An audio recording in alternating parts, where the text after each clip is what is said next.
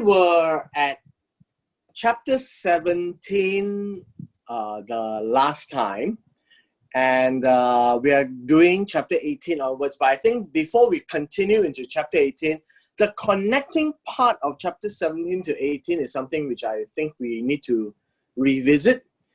Chapter 17, towards the end, talks about a time when the Lord, Jehovah, met up with Abraham and told him that he will have a son. And so we read in verse 17, then Abraham fell on his face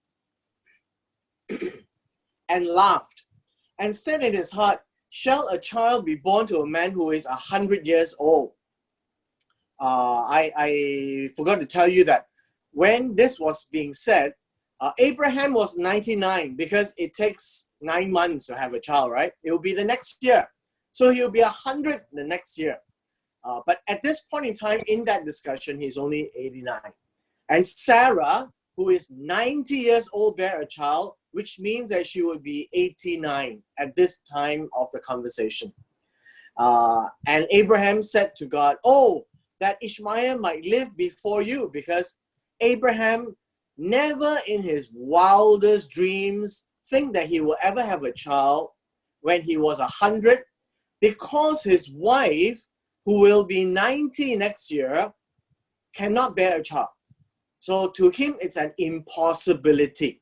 So he referenced to Ishmael, right? He referenced to Ishmael right here. Then God said in verse 19, no, Sarah, your wife, shall bear you a son, and you shall call his name Isaac. And he is the one that God will establish a covenant for an everlasting covenant, right?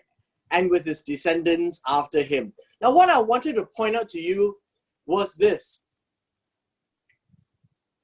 The Hebrew word for Isaac is this word here. Yits'hak. It's Yits'hak. It's Yits'hak, right? Or Yits'hak. I guess it's pronounced Yits'hak. So Yits'hak actually has a meaning. As you know, all Hebrew names, there is a meaning. But I particularly wanted to point this out to you because it is a very strange name. In verse 17 right here, that Abraham fell on his face and laughed. And that word laugh, it's Yits'hak, right? And it comes from the word tzahak right here. Tzahak means to laugh, and Yits'hak means he laughed. And so after Abraham laughed, God says, your son's name is he laughed. And that's, I'm not sure whether God is making a joke out of that, but it is to remind Abraham that while he laughed, he has a son. And so he also laughed last in that sense, because at 100 years old, he did have a son. And his son is Yits'hak, or Isaac, meaning he laughed. Okay? That's how we read this. Now, going to the next chapter, chapter 18. Chapter 18 is a very interesting encounter. God meets with Abraham, but I think we need to pay attention to see how this works. Chapter 18, verse 1 says, the Lord appeared to Abraham by the Terebinth trees of Mamre.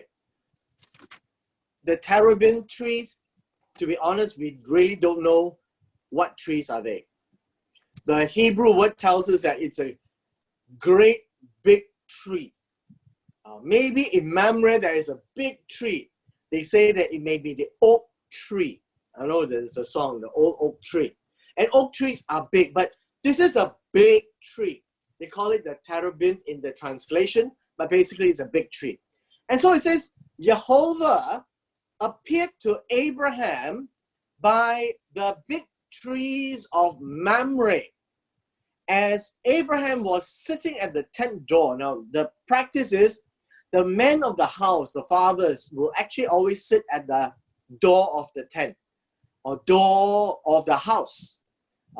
And that signifies that he is the guardian of the house. Now, if you remember the prodigal son, the father is always sitting there at the house waiting for the son to come back. So this is a common practice for the men of the tent or men of the house. And so he was seated there in the heat of the day. He lifted his eyes and looked, behold, 3 men were standing by him. Suddenly he saw 3 men. And when he saw them, he ran from the tent door to meet them. And remember this, under the trees, right? And he bowed himself to the ground. This is one word. And this is actually the phrase called worship, or giving respect, or bowing in obeisance. And in the Near East and the Far East, they would actually bow down to the ground, face to the ground, when they meet with people of authority, especially people of authority. So when a king comes by, somebody in authority comes by, and you recognize the person, you will bow down. And here, Abraham recognized this one of the 3, okay? And so we see that Abraham is familiar with God. Seems to have met God before, right? And it says, my Lord, if I have now favor in your sight. Again, I show you, favor is grace. Grace is always in the eyes of the person who extends grace. So do not pass by your servant. Another key word here, that this one whom he has met, he seeks favor in his eyes, and he calls himself the servant of this visitor. And he recognized the visitor as the Lord. And so what we can see is, in the ancient days, we can see that I don't think, maybe perhaps it's not God himself who showed up, but God, through the agency of maybe one of his angels that represents God. That could be a situation. Because we know that no man can see God and live. And we've read that in the book of Exodus as well. But nevertheless, 3 came, and he recognized and he bowed himself to the ground, meaning he recognizes the authority. And so I point out to you again what grace is all about. Now, the rest of the passages here is about that conversation. And the conversation is the 3 visitors came, and he asked for Sarah. And Abraham found Sarah to make some food. And so in verse 9, he says, where is your wife, Sarah? And Sarah says, oh, she's here in the tent. All right. And then God says this in verse 10, I will certainly return to you according to the time of life. What is the time of life? Time of life should be 9 months. Right? The time it takes for Sarah to conceive, be pregnant, and time for her to give birth. And she says, I will come back to you at this time, and your wife shall have a son. So God is telling him that there is a promise. Now, Sarah was listening, right? Behind the tent door. Now, Abraham and Sarah were all well advanced in age. And Sarah had passed the age of childbearing, remember? She is 89.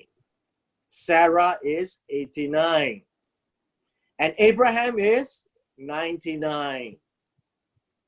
And therefore, Sarah laughed within herself. That's from the same word, Yits'hak. And by that same word, Yits'hak, we find that poor Isaac now retains that name because both the parents, Abraham and Sarah, laughed. And so God says, why did Sarah laugh? And Sarah said, I did not laugh. She was afraid. But actually, as we can see in chapter 17 and 18, both laughed. And hence now the fate is sealed for Isaac. His name is Yits'hak, meaning he laughed. Okay, that's where the names came from. The interesting thing now in chapter 18 would be this, verse 16 onwards. The three men rose from there and looked towards Sodom. Now, remember who is at Sodom. Sodom is where Lot and family is at. It is a prosperous area. And so Abraham went to send them on the way. And the Lord said, shall I hide from Abraham what I'm doing? So God was trying to figure out, should I tell Abraham what he is about to do? What was God about to do? God was about to destroy Sodom and Gomorrah. Right here. And so God says, why not? Because Abraham is so close to him. And it says, Abraham shall surely become a great and mighty nation. And all the nations of the earth shall be blessed by him. For I have known him, and God really knows Abraham, that he will command his children and his household after him, meaning the next generation and the generation thereafter, to keep the way of the Lord. Always to protect, to guard how God wants them to live. To do justice and righteousness, that the Lord may bring to Abraham what he has spoken to him, the blessings of the land and of a great nation, and so on and so forth. And then he says, because the outcry against Sodom and Gomorrah is great, I will go down to see whether they have done altogether this. If not, I will know. So God is telling Abraham, I'm going down there to check them out. And these are the angels that God has sent. Okay? And so the men turned away from there and headed towards Sodom. But Abraham stood before the Lord. So one of the things that you can find is there were three men, and then it says the men turned away from there. So we would say that there are two of them that went there, and the Lord was standing by. And hence this conversation began. Abraham came near and says, would you destroy the righteous with the wicked? This was what Abraham is concerned with. He says, will God do that? If there were 50 righteous men, and then you would see that negotiation at Darling Street, right? If there were 50, would you destroy? If you were 45, would you destroy? Right? 45 also, I won't. What about 40? 40 also, I won't. So God says, oh, don't be angry. Let me ask you again, what about 30? 30 also, I won't. What about 20? Not even 20. Oh, God, please don't be angry. I will speak one more time. If there were 10, he says, if there were 10, I also won't be destroying them. But the key verse I want to point out to you is this.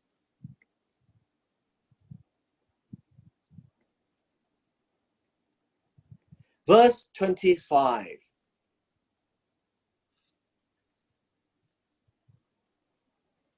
He says, shall not the judge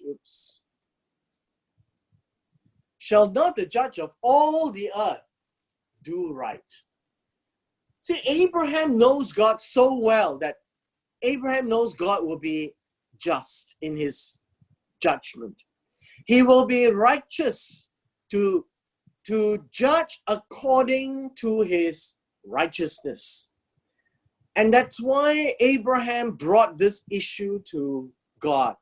If there were 50 righteous, would you still destroy them? And the answer is no. Not even 10.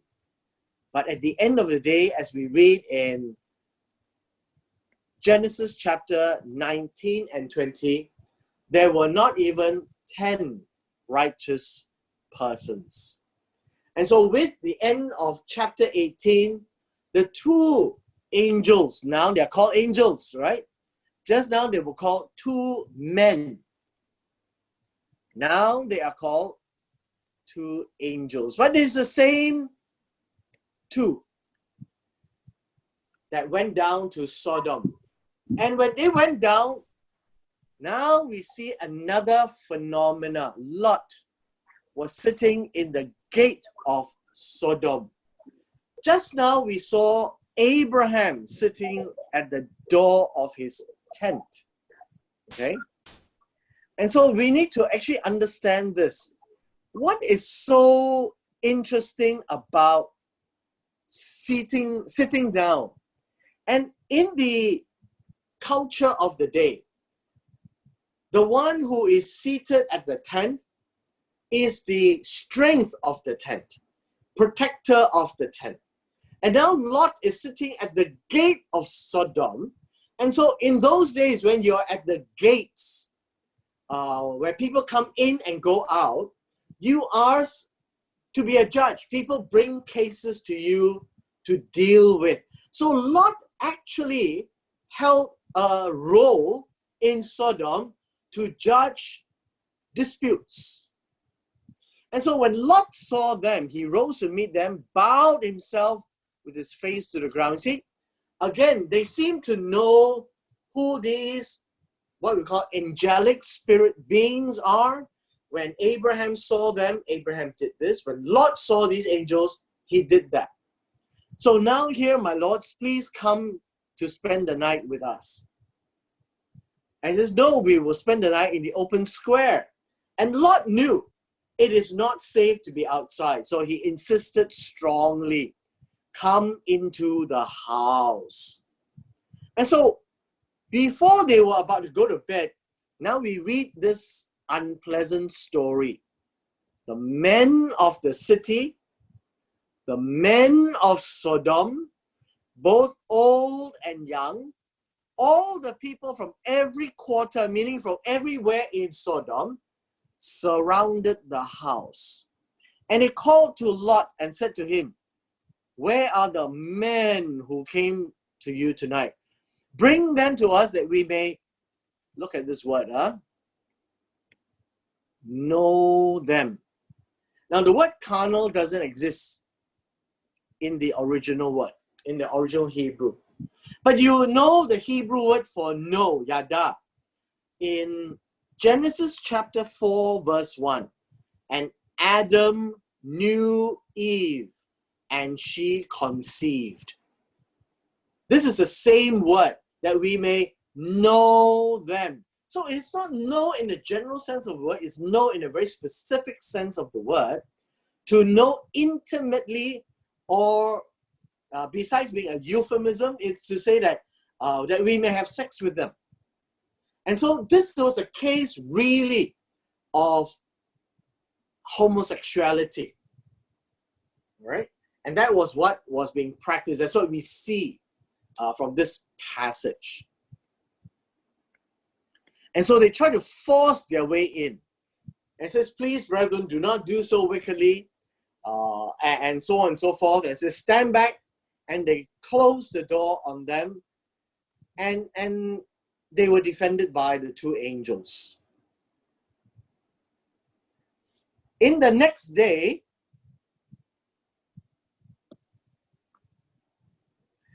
the men asked Lot, is there anybody else here? Now remember, if there were 10 righteous people, God will not destroy the city. But if you count in this story, there are not even 10. You see, Lot has the wife. Lot has two daughters. The two daughters had two sons-in-law. You can see here.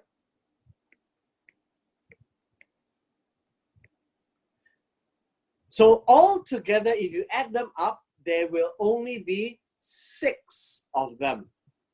But the sons-in-law thought that he was joking, not about to leave the place. And so when the morning came, he says, take your wife and your 2 daughters, go And as they go, escape from your life. Do not look behind nor stay anywhere near the plain. Escape to the mountains, lest you be destroyed. So this is actually a hint of how the place was going to be destroyed.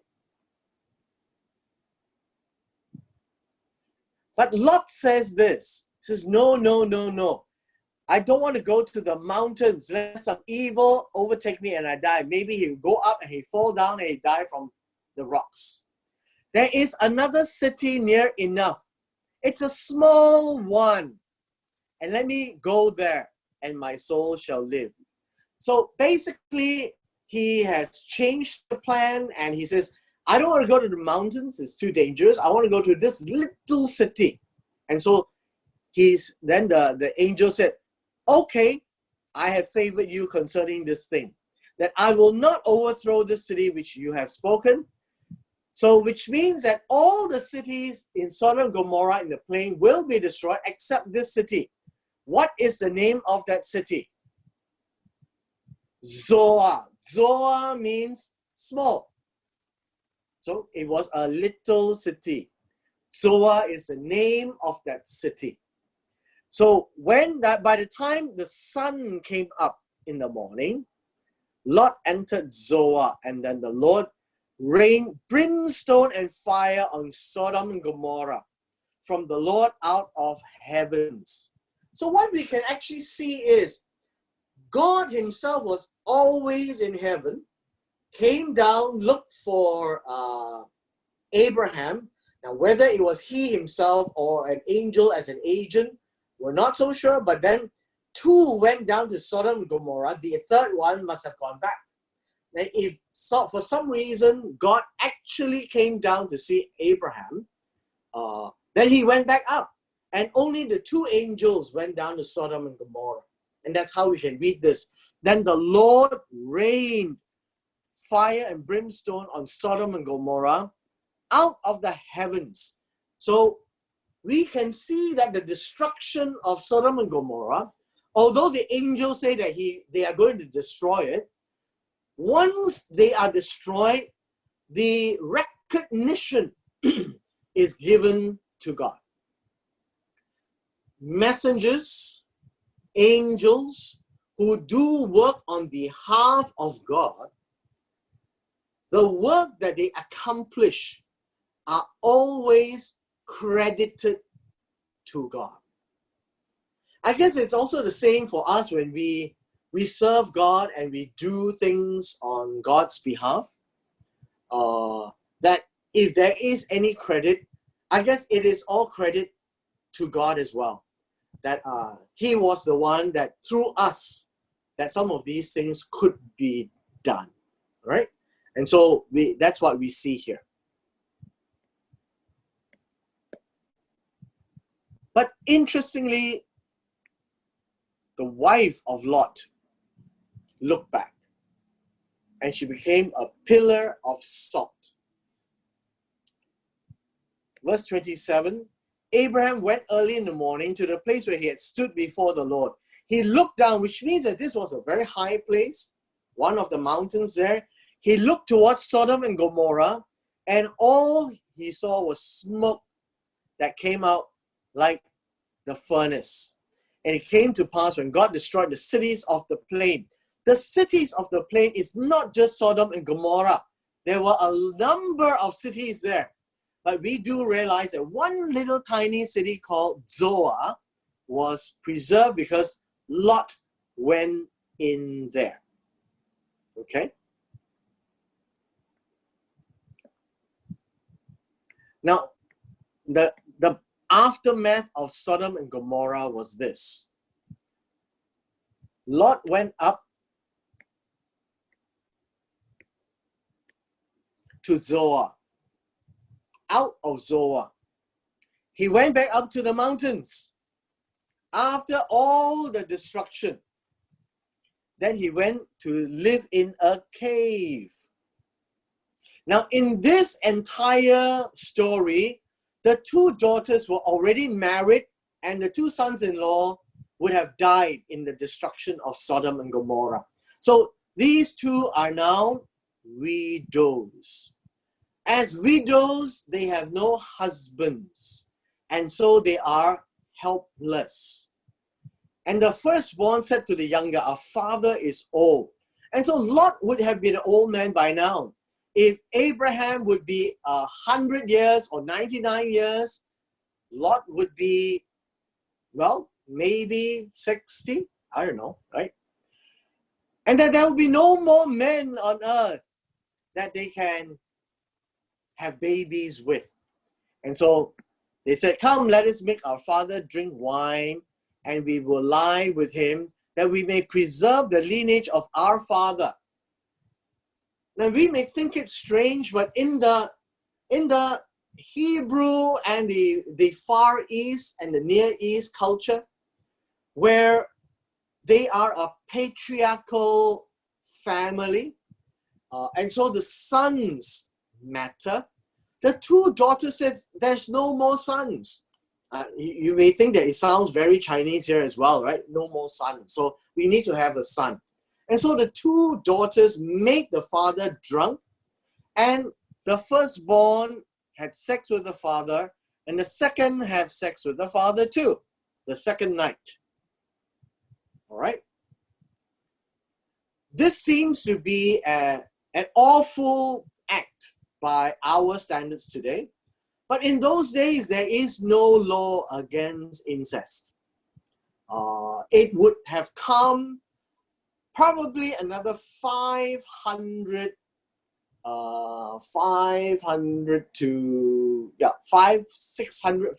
over years down the road, where the book of Leviticus was given to them. And so at this point in time, there is no law against. And so they had this thought, and then if they had any children, then they will be children of the father. And so the two daughters had two sons. The eldest bore a son named Moab, and then he will be the father of the Moabites. The younger had a son, Ben-Ami, meaning he is from Ammon. So we have the Ammonites.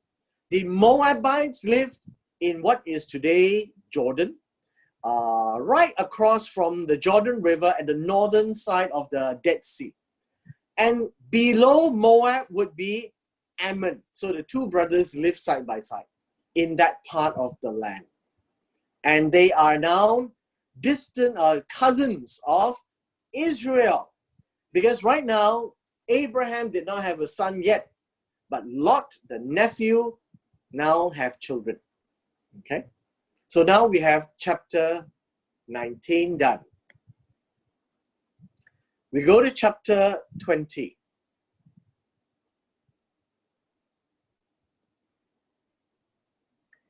Chapter 20 is another similar incident as Genesis chapter 12. If you remember Genesis chapter 12, Genesis chapter 12 was when they went to Egypt and they told the people that Sarai, at that point in time, not Sarah, Sarai, was his sister. And now Abraham went to the south, dwelt between Kadesh and Shur, and stayed in Gerar. And this is near Philistine, near Gaza. Gaza would be this area. And the king of Gerar has a name called Abimelech. Abimelech means this. Abi means father. Melech means king. Father of the king. And so in this situation, they found that Abraham and Sarai, they went there. And then Abraham told Abimelech, she is my sister. One more time. I think you may be wondering, why in the world did Abraham keeps telling people that his wife is the sister. Now, at this point in time, you need to understand that Sarah has not given birth yet. And Sarah is about to give birth 1 year down the road, right? For the time of the pregnancy. And so Abimelech took Sarah. And God came to Abimelech in a dream by night. Why? Because God is interfering in this particular incident to make sure that Sarah is not violated. And that Sarah will, 9 months down the road, give birth to the promised son of Abraham. And it cannot be the son of Abimelech. And God spoke to Abimelech saying that you are a dead man because the woman whom you have taken, she is a man's wife. Now, in the Hebrew context, that would be a no-no. Why? Because when a woman belongs to a man, she is the man's possession and the man is supposed to take care of her. The man owns her in that sense. And as a possession, you're not supposed to take another man's wife. That will be considered adultery in those days. But Abimelech had not come near her. And he says, Lord, will you slay a righteous nation also? Remember this discussion that Abraham had with God? If Sodom and Gomorrah had righteous people, would you destroy? And so Abimelech seems to know God. He says, Lord, will you slay a righteous nation? Because King of Gerar, the nation of Gerar, is a righteous nation. Did he not say to me, she is my sister? Abimelech is saying that, not my fault, not my fault. It's Abraham's fault. Abraham said she is my sister. Why would Abimelech be interested in Sarah? Even at age 89, apparently, the king of Gerar, Abimelech, liked Sarah, which means that she was a really beautiful woman at her time, at her age. Quite an impossibility, but that was what happened. Both the kings of Egypt and the king of Gerar liked her. And she even said to herself, he is my brother. And so Sarah was part of it. So one of the things that you find is that in the Abraham-Sarah story, Abraham and Sarah are operating as one. You remember God said to Adam, and he shall leave his father and mother and cleave to his wife, and the two shall become one flesh. So you see that Abraham and Sarah operated as one. If Sarah did something, Abraham supported. If Abraham did something, Sarah supported. If anything went wrong, both will kena. Right? That's how it works. And so the king says, in the integrity of my heart, I am innocent. I have not done this with an ill intent. And verse 6, God says, yes, I know you did this in the integrity of your heart. So God knows and sees his heart. So God has a very unusual appearance to the king of Gerar because it involves Sarah and Abraham, and it is with regards to the promised son who is coming very shortly. And so God says, I have withheld you from sinning against me. Therefore, I did not let you touch her. Therefore, restore the man's wife, for he is a prophet. So Abraham is a prophet because he is telling the prophetic words of God to his children and his children after him to tell what prophetic words? That God will take them out of a land where they are visitors and they will inherit the land that Abraham is now. And he will pray for you and you shall live. If you do not restore her, know that you will surely die, you and all who are yours. Now, I may have mentioned this to some of you before. it is important for you to see this. God says, if you do not restore her, know that you will surely die, and all who are yours. When the king does something wrong, the king will be judged, and so will be the people. It has nothing to do with it. The people could be innocent, but the people is now a supporter of the king, and the king plus the people will be party to the judgment of God. That's how God deals with leaders. And so Abimelech rose early in the morning, called his servants, and told all these things in their hearing, and the men were very afraid because God was going to destroy them. And so Abimelech called Abraham and says, what have you done to us? Did I offend you that you want to do this awful thing to me and hurt me, allow God to destroy me and my kingdom? You have done deeds that you should not be doing. Why did you mislead me? And Abimelech said, what did you have in mind when you did this? Abraham said, because I thought surely the fear of God is not in this place. What does that mean? Abraham was thinking, when he came to Gerar, he was saying, maybe this place do not know God. If they do not know God, then they would not know how to deal with Abraham. And because of this, they will kill Abraham for the wife. And that was what Abraham was thinking. But indeed, Abraham is now explaining, she truly is my sister. She is the daughter of my father, of another mother, right? Not of my mother, but of another mother, which means that she is a sister of a different mother, and she became my wife. All right?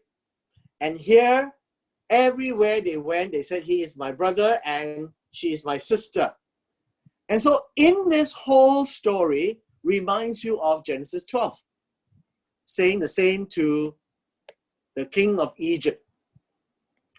Now Abimelech, knowing all these things, took sheep, oxen, male, female servants, gave them to Abraham, restored Sarah, the wife, to him, and says, this land is before you. Dwell where it pleases you. And to Sarah, he said, behold, I've given your brother 1,000 pieces of silver. Still refer to Abraham as your brother. This vindicates you before all who are with you, before everybody. Thus she was rebuked. It's like, I gave you back money and I have restored your honor. And so Abraham prayed to God. See, prayer is important. And Abraham, and God says, Abraham is a prophet. He will pray for you. Because God wants Abraham to restore his relationship with Abimelech. And in that prayer, God healed Abimelech, his wife, and his female servants, and they have children again. So you must notice, having children is so important. Not having children is a dishonor, it's a shame. And Sarah at 89 knows that shame. And so here, when it says God healed Abimelech, right here, through allowing them to bear children, is a great, great blessing to them all. Because God had closed up all the wombs, right? And so we've come to a point where we have this particular episode. You will also see that in time to come, Abimelech and his descendants also honored this relationship with Abraham, and that they were really good friends down the generations. So this gives us close to chapter 18 to 20. Any questions?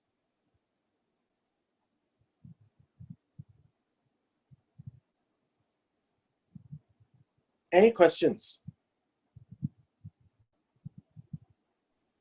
Pastor, here it looks like whether a person can conceive or not is part of the work of God.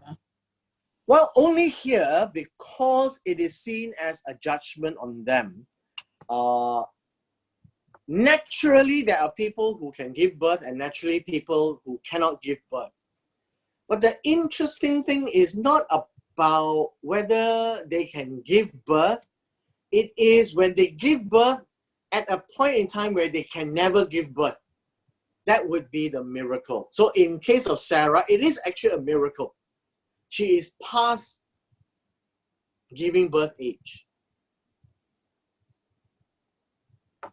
Like the other one would be what? Hannah, right? We read about Hannah.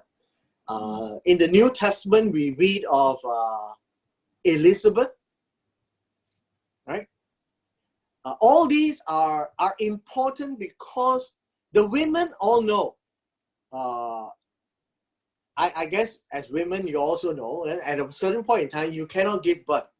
But the fact that you can actually give birth is the miracle that God does. And so that would be, with God, all things are possible. That is the lesson. But in this particular case, yes, God closed their womb as a judgment. But it is not a general statement that says all who don't give birth are judged by God. And that's not the case. We have natural prevention of conception for various scientific reasons or health reasons. Yeah. Anything else?